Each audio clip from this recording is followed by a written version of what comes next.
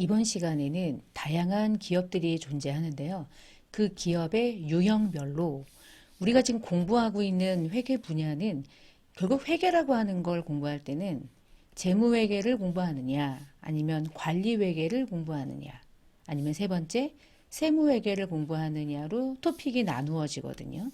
그러니까 재무회계를 공부할 때 어떤 걸 공부하게 되는지, 관리회계는 또 어떤지, 세무회계는 어떤지인데 이 모든 걸 다 이제 회계라고 하는 시험에서 과목으로 나누어서 또는 수준으로 나누어서 시험을 보게 되는 거거든요. 그러면 재무회계나 이 관리회계, 세무회계는 각각 각계 전투냐?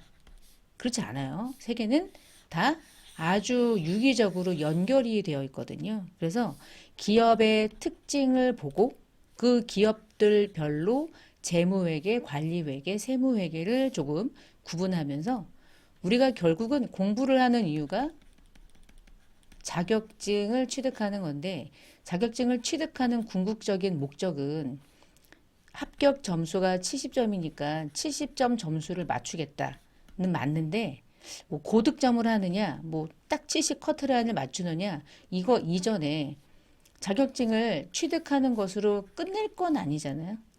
끝낼 건 아니잖아요. 끝낼 거예요. 끝낼 거면 깊이 공부하실 필요는 없잖아요.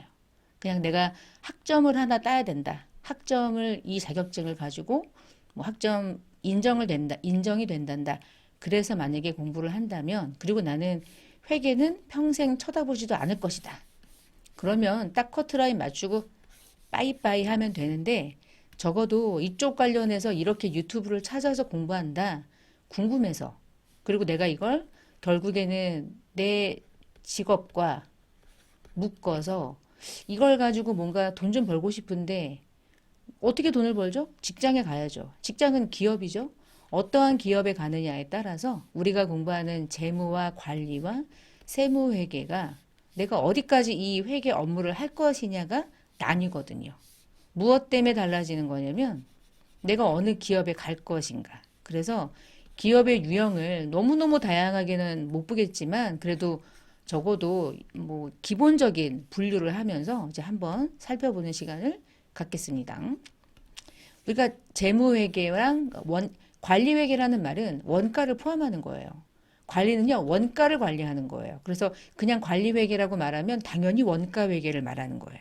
당연히 이건 우리끼리 용어입니다. 그래서 원가 관리 회계라고 부르기도 하고요. 원가자 빼고 그냥 관리 회계라고 부르면 당연히 얘를 포함하는 거야. 무조건. 그리고 이제 세 번째 회계가 세무회계였죠.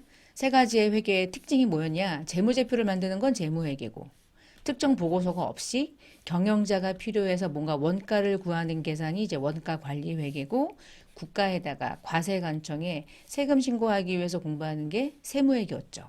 이거는 이제 앞서서 공부를 좀 했었죠. 그러면 기업을 좀 나눠볼까요? 우리가 기업을 나눌 때 이렇게 한번 나눠봅시다. 일단 나는 우리 아버지가 조그만 사업장을 하나 하시는데 아버지는 법인격으로 설립하진 않았어. 그러니까 아버지 주민번호가 있을 거 아니에요. 주민번호 6자리, 7자리. 그 주민번호를 가지고 사업을 시작해서 사업자로 등록하니까 이제 거기서 사업자 번호가 나온 거죠. 이렇게 3자리, 2자리, 5자리 이렇게. 그래서 아버지는 어떤 기업을 운영하십니까? 어떤 인격의 기업입니까? 그러면 개인. 우리 택시 탈 때 개인 택시 있고 법인 택시 있잖아요. 법인 택시를 몬다. 그 얘기는 뭐죠? 법인 택시 회사에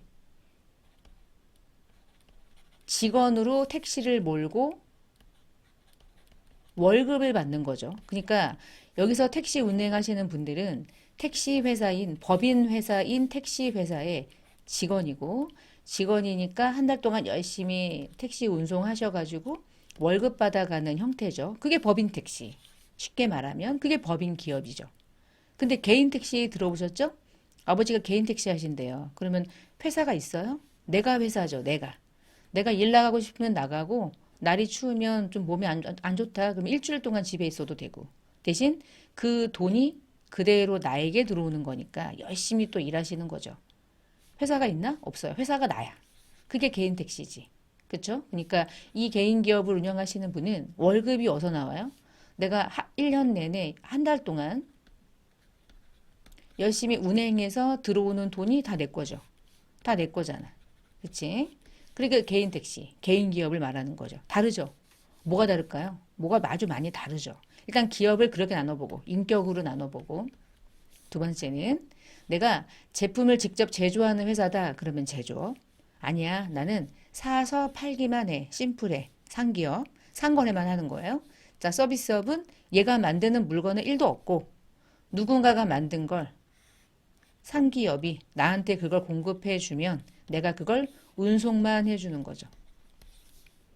여러분, 운송업체는 재고가 있겠어요? 없죠. 운송업체는 그냥 누군가가 이것 좀 운반해 주세요. 돈 드릴게요. 운송하고 돈 받는 거야. 운송비가 우리의 매출이 되는 거죠. 그러니까 이 서비스업은 기본적으로 재고라는 게 존재하지 않지. 재고는 얘네들이 존재하겠지. 근데 제조업의 재고랑 상기업의 재고는 천지 차이죠. 이 기업도 차이가 좀 있죠. 그러면 하나씩 구분해서 좀 볼게요. 일단 업종으로 볼게요. 제조업, 상기업, 서비스업. 상기업이 존재하려면 어떤 기업이 존재해야 될까요? 제조업이 있어야지. 제조업이 없으면 상기업이 어떻게 있어? 상기업은 지가 만드는 물건이 하나도 없어. 제조업이 물건을 만들면 그걸 사와. 사와서 그대로 파는데 나 팔아야 되는데 나는 트럭도 없고 내가 팔고자 하는 이 물건을 다양한 소비자들에게 좀 팔고 싶은데 이 모든 유통 과정에서 운송업체가 필요해. 그럼 운송업체한테 이걸 대신 좀 운송해 달라고 의뢰를 하면 운송업체가 어느 지역 나눠가지고 이제 운송을 해줘. 그럼 한 달 동안 운송하고 운송비가 나오겠죠? 그 운송비를 서비스업이 달라고 청구하겠지. 다이렉트로 제조업이랑 할 수도 있고. 그래서 서비스업은 대신 그 일을 해주는 거예요. 우리가 그래서 서비스업을 앞에다가 무슨 이름을, 글씨를 많이 쓰냐면 용역이라고 들어보셨죠? 용역이 뭐죠? 사람이야, 사람. 인적 용역. 사람이 어떤 서비스를 통해 가지고 돈을 버는 형태. 그 행위를 우리는 용역이라 부르는 거고 이 둘은 이 제조업과 상기업은 용역이라는 게 존재하지 않죠? 뭐가 존재하냐? 재화가 존재하는 거죠. 그래서 재화의 공급, 용역의 공급 둘 다 세금이 붙는다. 이런 얘기를 하는 거고. 자, 그럼 상기업부터 얘기해 볼게요. 상기업은요, 어떻게 물건을 파냐면 매장만 있으면 돼. 우리가 쉽게 알 수 있는 다이소가 그런 거예요. 다이소는요, 상기업이에요. 다이소는 자체적으로 공장이 있어서 다이소에서 판매하는 모든 물건을 만들어서 팔지 않고요. 다 사와서 팔아요. 대부분 해외 수입도 많고요. 그럼 다이소는 다이소 가지고 다이소잖아. 진짜 뭐 다 있기는 한 것 같아. 조카들도 다이소에다가 풀어놓으면 1시간 동안 놀더라고요. 이것저것 고르느라고. 다 골라봤자 뭐 10,000원이야. 뭐 그러면은 뭐 땡큐니까. 그럼 이제 다이소에서는 어떤 식으로 물건을 팔아먹냐? 사와.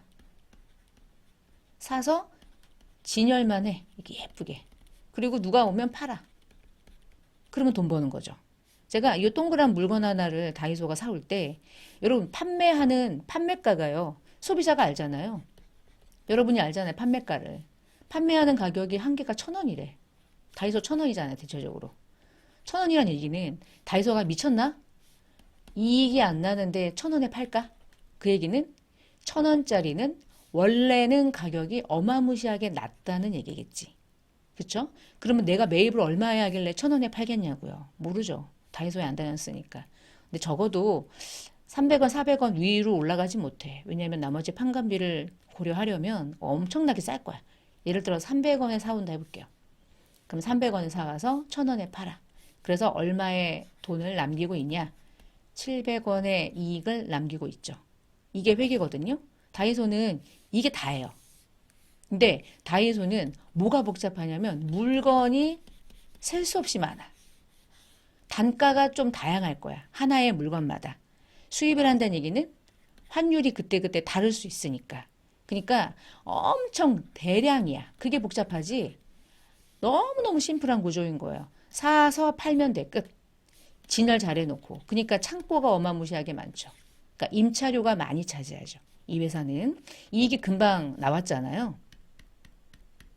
그러면 조금 원래대로 돌려볼게요. 이때 이 용어들이 존재하는데 어떤 용어들이 존재하냐면 팔았을 때 받는 2,000원 소비자가 이 다이소에게 준 돈, 이 돈이 매출액이 되는 거죠. 그러면 매출액이 1,000원이야. 그러면 도대체 이 매출액에 대응하는 네 진짜 금액이 얼마야? 그 진짜 금액 혹시 들어보셨어요?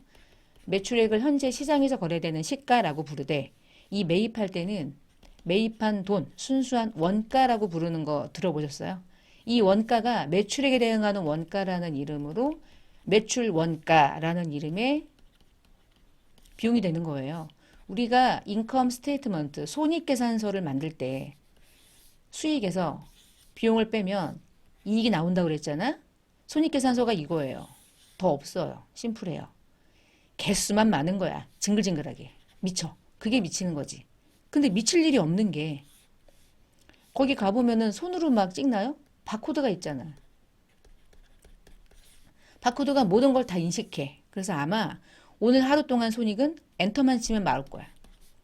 아주 심플하죠? 이게 상기업입니다. 그럼 여러분이 상기업에서 5년 일했다. 회계 업무 5년 일했다. 그러면은 징글징글한 게 일의 양이 많을 거예요. 일의 양은요, 징글징글하게 많아요. 진짜 뭐 하루 종일 일하잖아요, 진짜. 이게 종류가 워낙 많기 때문에 쉽게 끝나진 않아. 일이 너무 많아. 근데 양은 많은데 일에 비한 질은, 그러니까 이 어렵냐 쉽냐를 얘기한다면 좀 쉽지. 좀 쉬워요. 이게 다거든요. 한번 들어가서 바코드만 찍으면 다 나온다니까요. 엄청 심플해요. 재고 파악 잘하고. 이게 답니다. 이게 상기업이에요. 그럼 상기업에서 5년 일했다라고 하면 인사팀에서 어떤 직원이 이력서를 가지고 왔는데 딱 회사 이름 나올 거 아니야. 회사 다녔으니까 회사 이름 있고 여기 5년 일했대. 근데 회사 이름을 인사팀이 조회해 보니까 이 회사가 상기업이야. 그러면 5년 동안 일한 이 회계 업무에 패턴이 보이죠. 이 정도 했구나가 보이는 거예요. 됐나요? 그럼 닫아볼게요. 지워볼게요. 그럼 두 번째, 그럼 제조업으로 가볼게요. 상기업이 이 다이소가 300원에 사 와서 그대로 진열만 해가지고 1,000원에 팔았는데 500원이라고 적었죠. 제가 그 기억력이 진짜 장난 아니게 안 좋아요. 그러면 앉아가지고 지금 700원 벌었다고 얘기한 거 자체에 어려운 거 지금 한 개도 없었잖아요. 너무 쉬웠잖아요, 지금. 그쵸? 그리고 바로 원가 이름이 등장했던 거야. 이 상기업은 판매하는 모든 물건의 이름은 항상 이 이름으로만 불러요. 상기업이 판매하는 모든 물건은 종류가 많을 뿐이지 회계에서 말하는 용어는 한 개밖에 존재하지 않아요. 그것은 상품인 거야. 그래서 상기업은 재무제표를 열었을 때 상품밖에 없어요. 그리고 상품은 원래 가격이 얼마인지 원가, 그리고 판매할 때 받는 시가, 그 차이가 이익이 나오는 거고 아주 심플합니다. 쉽게 말하면 원가를 구하는 과정이 어렵지가 않다는 거예요. 근데요, 300원에 다이소가 물건을 사왔다는 얘기는 누군가가 300원에 판 거 아닌가? 누군가가 300원에 팔았으니까 얘가 300원 주고 산 거잖아. 그치? 그러면은 상기업 전에 어떤 기업이 존재하냐? 항상 제조업이 존재하겠죠? 그러면 A라는 제조업이라고 상상해 봅시다. 상상을 해보면 A라는 기업이 다이소에게 300원에 팔았으니까 300원에 산 거잖아. 얘가 300원 주고 샀다는데 얘는 500원에 팔았다. 어떻게 해요? 주고받아야 되는데 돈을. 누군가의 매입은요. 누군가의 매출이 되는 거예요. 항상. 그러면 이 300원은 제품을 이 다이소가 사서 판매하는, 그리고 얘가 물건을 사오는 어느 A라는 기업 제조업의 입장에서는 300원이 뭐가 됩니까? 그러면 시가죠. 판매가인 거야, 얘가. 누구에게는 원가지만 너는 매입이지, 나는 매출이야. 매입과 매출은 함께 움직이는 거죠. 이게 거래인 거고요. 그럼 300원의 제조업이 팔았다? 그러면 제조업은 어떻게 물건을 팔죠? 얘도 사오나요? 제조업은 물건을 직접 어떻게 해요? 제조하죠. 다른 말로 생산하죠. 그러니까 제조업은 제조업으로 사업자 등록증을 받으려면 어떤 게 있는지 확인받아요. 공장이 있는지를 확인받아요.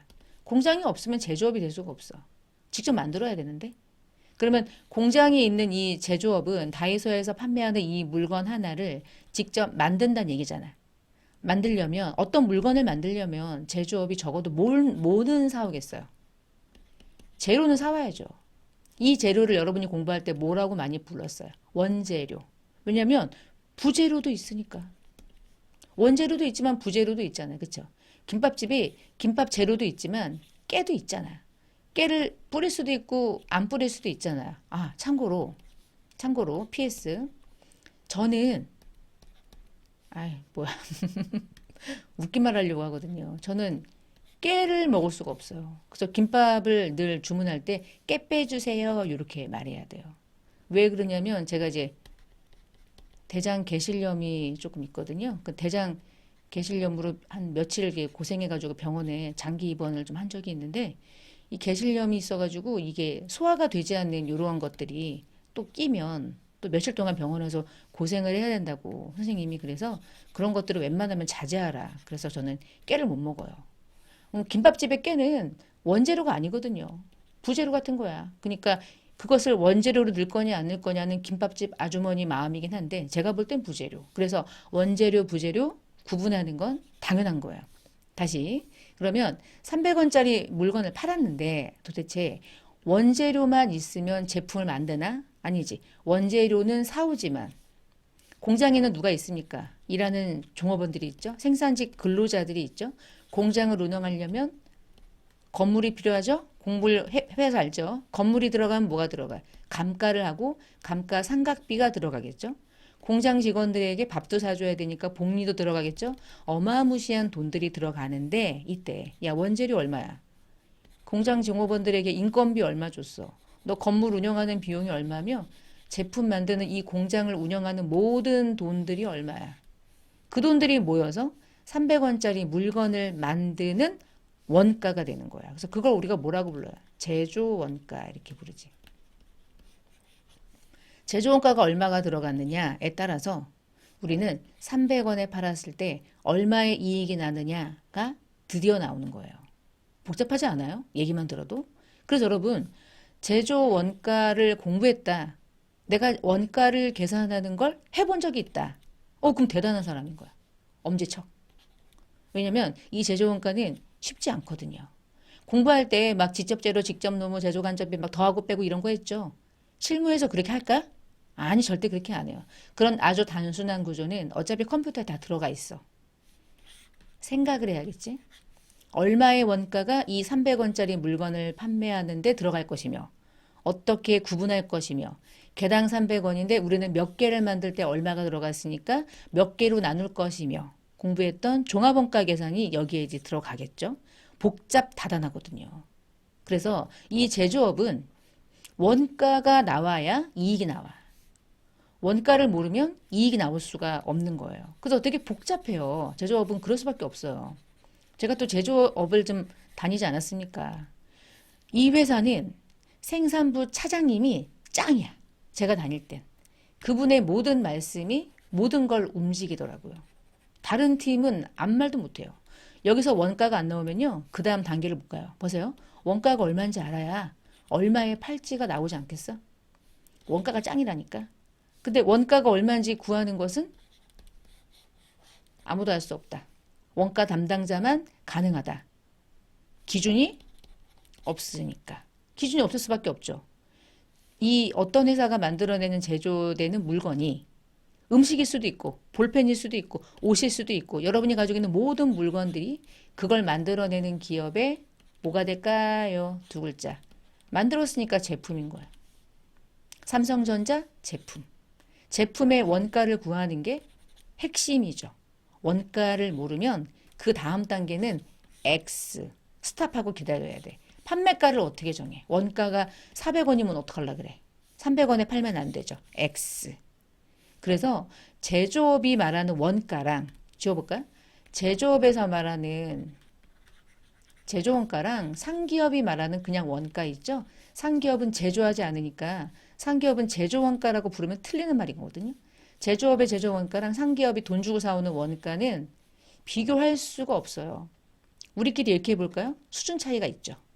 그러면 똑같은 3년의 직장 생활을 했는데 제조업에 다닌 사람과 상기업에 다닌 사람은 경쟁이 당연히 얘가 우위를 점하죠.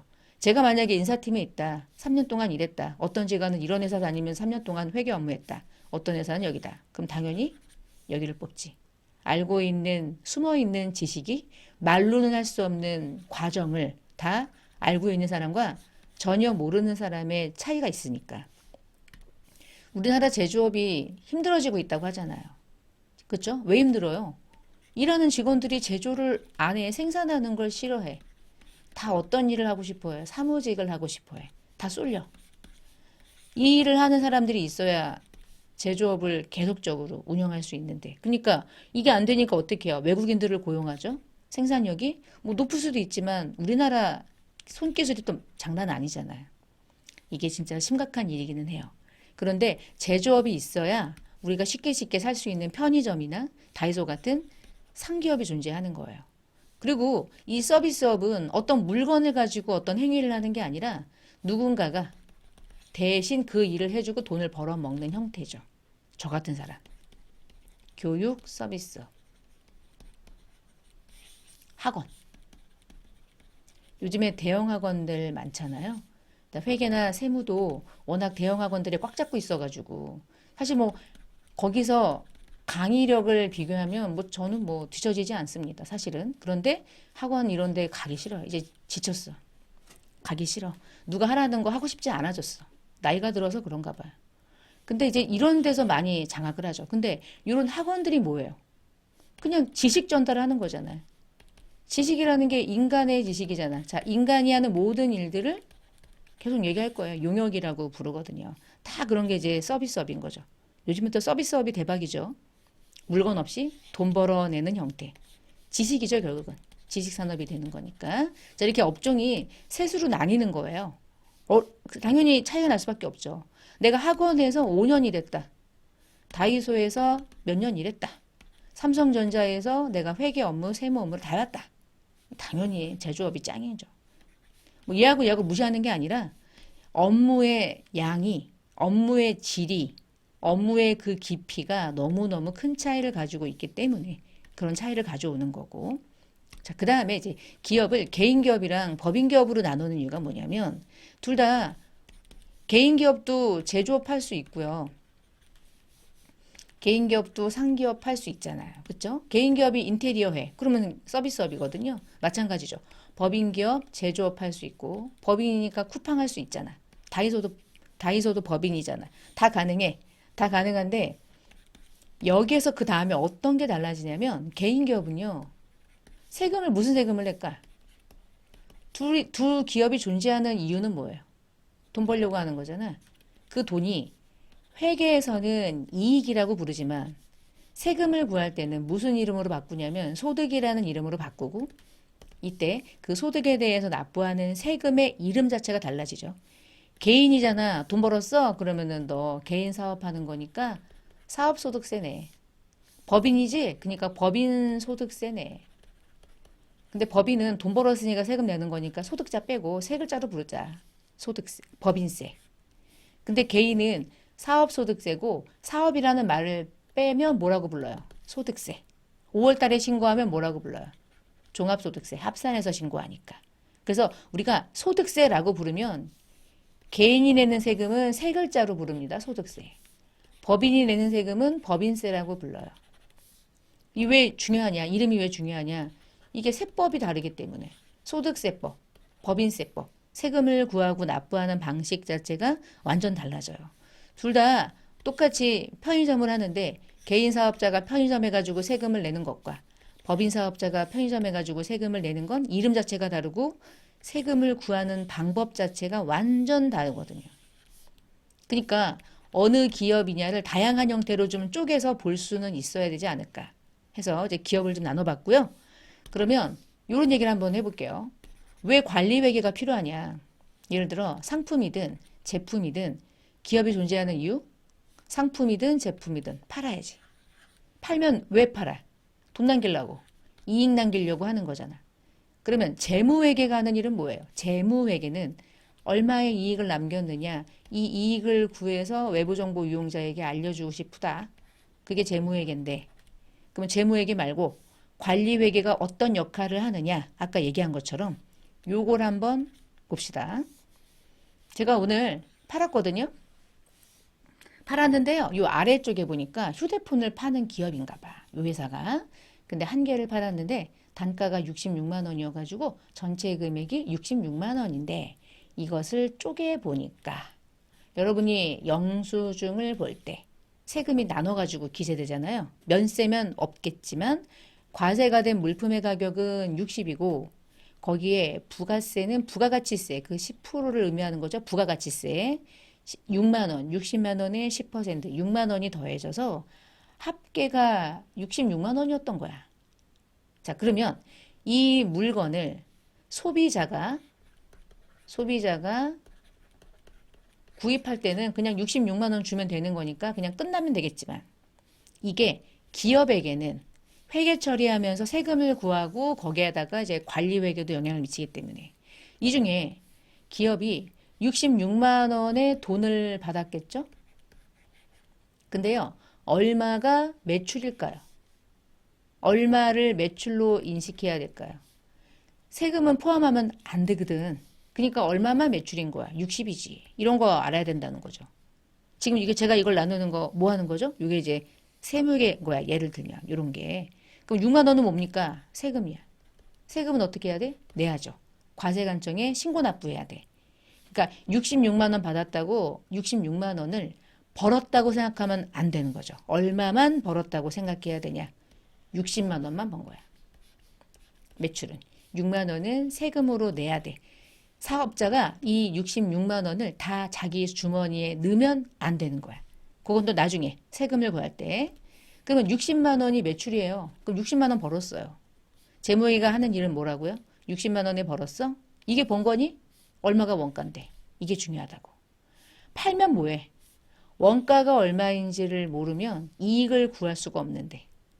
맞지 않아? 그러니까 이익을 구하는 게 재무회계의 목적이다. 알았어. 근데 이익이 나오려면 팔면 이익이 나오냐? 그것에 대응하는 원가를 알아야지만 이익이 나오냐? 이 얘기예요. 그래서 관리회계가 징글징글하게 중요하다. 관리회계는 뭐 하는 건가요? 원가 구하는 거예요. 원가를 어떻게 구할 거고 원가가 어떻게 구해지는 거고 이 원가를 어떻게 통제할 건지 이런 모든 과정을 공부하는 거라 이 과정은 누가 하는 겁니까? 경영자가 하는 거야. 근데 경영자가 못하지. 공부 되게 못하는 경영자 많잖아. 그치? 돈만 있고 아버지 백으로 CEO가 됐어. 아무것도 몰라. 그러니까 CEO 밑에 누가 있어? 똘똘한 직원들이 많죠? 그 직원들이 대신하겠지 뭐. 여튼 얘가 관리하는 거야 얘가. 얘가 의사통제하려고. 관리회계가 필요한 이유는 그것 때문이다. 결국에 원가가 얼마인지를 제시해 주질 않으면 우리가 어떻게 알아? 이익이 얼마인지 어떻게 알아? 얘는 그래서 꿔다 놓은 보리자루밖에 안 되는 거예요. 그러니까 재무회계는요. 모든 거래가 일어나면 마지막 결과물을 가지고 무언가 표딱지를 만드는 역할이거든요. 시다발이 하는 거예요. 마지막에.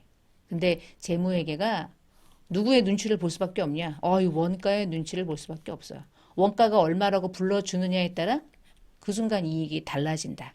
그런 것이 아주 중요하고요. 만약에 내가 좀 규모가 좀 작은 기업가잖아요. 그러면 원가랑 재무를 같이 하죠. 세무도 같이 하죠. 혼자 다 하죠. 혼자 다 하지. 그래가지고 똘똘한 직원이 되는 거야. 제가 강의를 좀 오래 하면서 느꼈던 게 뭐냐면 좀 큰 기업 다니다가 회사를 그만두면 갈 데가 없어요. 특히 회계 쪽에 일하시는 분들은. 왜 그러냐? 내가 뭐 대리까지 했다, 과장까지 했다. 그렇지 않으면 대기업은 규모가 크기 때문에 회계 업무 자체가 분업이 돼 있어요. 제가 어떤 직원이 와가지고 어떤 학생이 자기가 3년 동안 좀 큰 기업에 다녔는데 은행 업무만 했대요. 아침에 출근하면 통장 쫙 가지고 돌아. 하루 돌아. 은행을 돌아.